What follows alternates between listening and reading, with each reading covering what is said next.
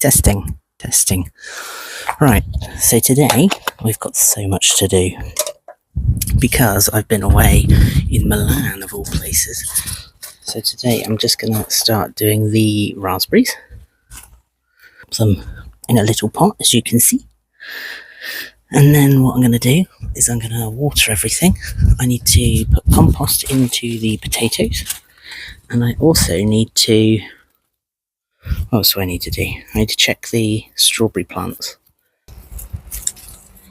I like the raspberries when they just fall off of the vine, because it just makes it a hell of a lot simpler. That one didn't, for instance, as you can see. But they're beautiful and red. They're amazing. I've already got a few here. So there we are. I'm going to continue doing these. There is quite a few to do, so I'm just going to pick all of these off.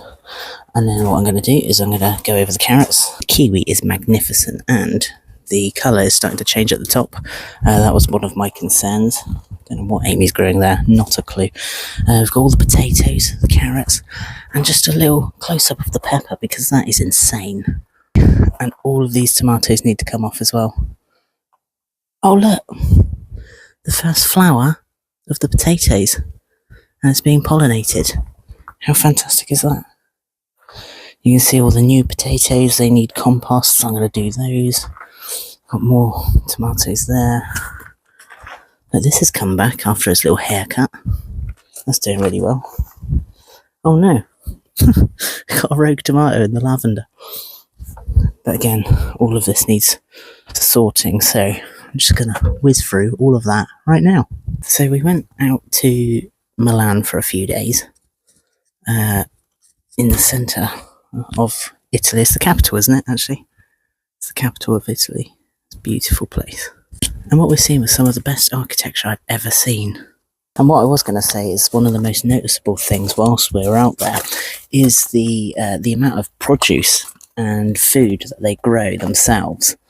These carrots have got some little weeds in, that's not good. I need to sort that. But they grow all of their own foods. They support their local farmers, again, amazing to see. And they don't complain about it. They just get on with it. Some of their best foods are all locally produced. Anyway, these are the raspberries. You can see I've left a few stems in because they were actually quite hard to get off. Now what I'm going to do, I'm going to take a container up to the tomatoes, and then we'll go have a look at those. But anyway, the Italians, they support their local farmers, and it's really good to see. And they grow tomatoes like this. They grow tomatoes, they turn it into passatas, they turn it into sauces, tomato sauces. They have a lot of pasta, of course. They support their farmers because obviously they have to produce a lot of wheat to make the pasta. So they've got spaghettis, tagliatelles, all sorts of different pastas. And what they do is they support their locally grown produce and get it all locally sourced.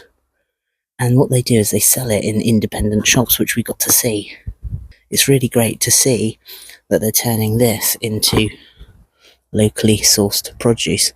Whereas here in the UK, things have gone a bit backwards in that regard, because the government don't want to support farmers. They're taxing them to high hell. They're losing the land. And it is a real concern. Which is why I think it's more important now than ever to start growing your own things and to simply pick your own tomatoes in your own garden and to turn that into produce. It's not a super complicated thing to do, and even if you don't have a lot of space, that's why I started this. So even if you don't have a lot of space, you can still produce. You can still produce a lot of good food, and that is the point of this. But this is exactly what I mean. The produce that you can get from your own garden is insane.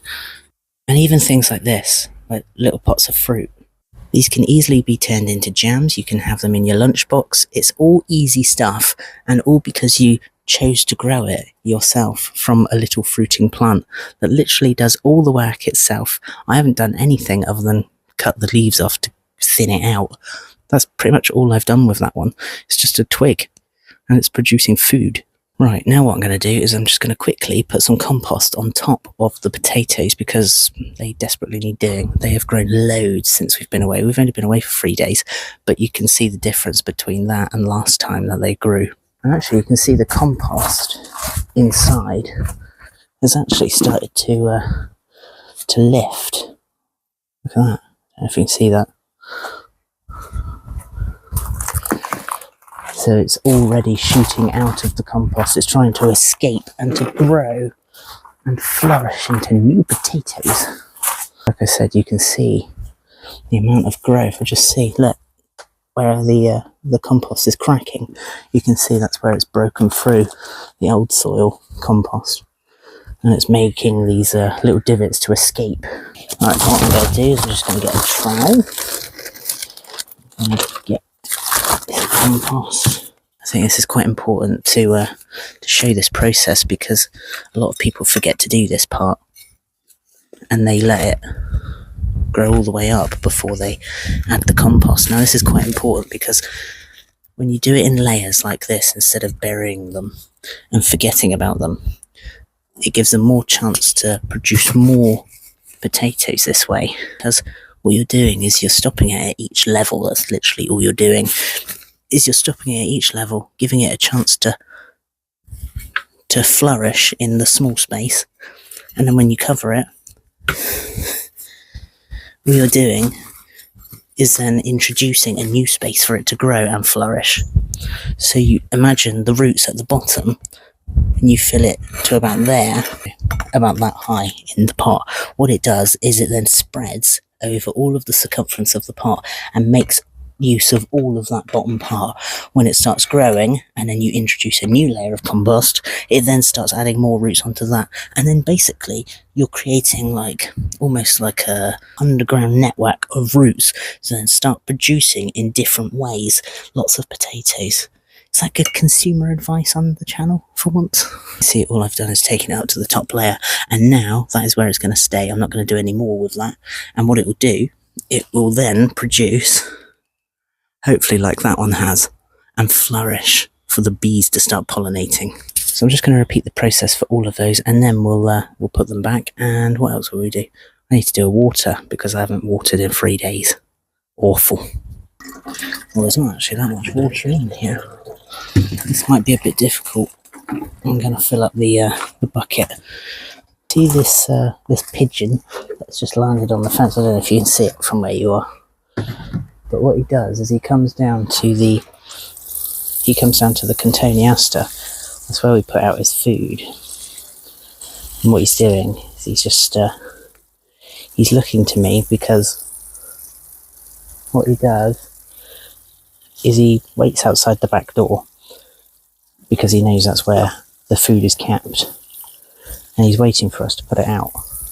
You see him on top of the fence? He might even fly down in a second.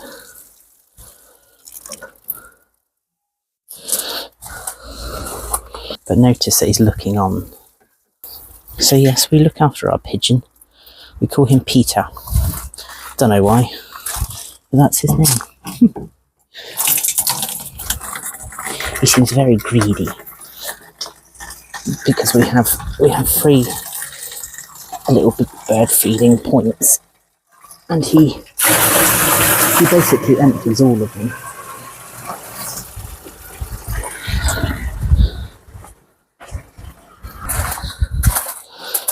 Yeah, just give these ones an extra little water.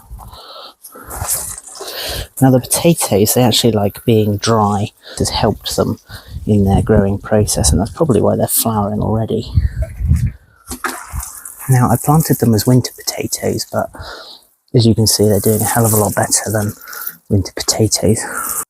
I've noticed that underneath the compost on the onions, it's actually taken longer for them to dry out. I haven't been watering them as often as what I should be, but everything else is looking great. Anyway, I'm going to continue watering, and then I think everything's done. So what I'm going to say is thanks very much for watching. If you got anything from this, make sure you like and subscribe, because more videos are definitely coming soon. I just don't know what it's going to be. And oh my goodness, look, Look, new strawberries. That's incredible. Look, some flowers as well in there. Oh my goodness. You see, it's August. It's the very end of August and they're still fruiting. Some of the things in the garden, like I said, it's just a matter of watering your plants regularly, making sure they have a bit of food every now and again, and they thrive. It's free food, technically, especially if you do it from seed. And like Amy's got in the greenhouse up there, she's just doing seeds from something else that had seeds already in it, like a tomato. You can take the tomato seeds out of a tomato. You can do the same with a strawberry. It's all really easy stuff, and I think it's worth doing. So make sure you go and do that. Anyway, thanks for watching. Speak to you soon. Cheers.